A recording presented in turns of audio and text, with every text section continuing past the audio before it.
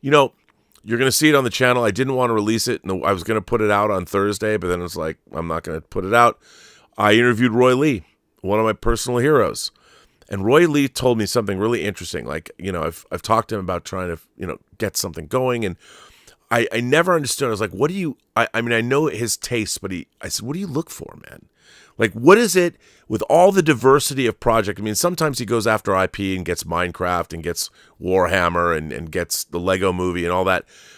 But I asked him, when you're reading a script, and he like basically is a one-man band. I said to him, I called him, I said, you're like M. You're like MI6's M.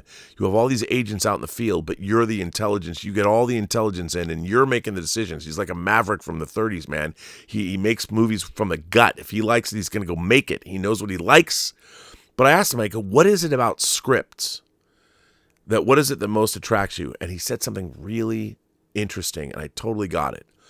He said, I like to read scripts where I read the first 10 pages and I don't know where it's going to take me.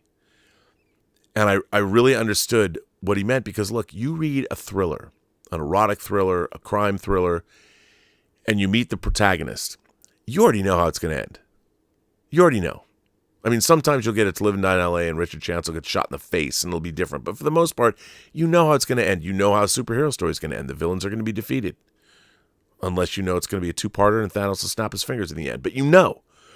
Roy Lee wants to make movies where he doesn't know. That's why we would get a movie like Zach Kreger's Barbarian that he produced. He found the script, championed Barbarian, and Roy told me nobody wanted to make Barbarian. Roy's like, I'm going to fucking make this movie. Because the reason Hollywood wants to make movies where they understand exactly how the movie's going to go. I get it. Roy Lee's like, nope, I don't want to do that. I want to make a movie like Barbarian. That's why he was able to set weapons up at Warner Brothers. They make that shit. If you look at what Warner Brothers did, and you look at like Sinners, original, auteurist vision. Weapons, original, auteurist vision. Both of those movies, $300 million on, Weapons, $38 million. You're going to make $300 million. That's what you want to be doing. That's a business you're going to be in. But Roy Lee will also tell you it is very hard to find those scripts because most people can't fucking write their way out of a paper bag, nor do they have really good ideas.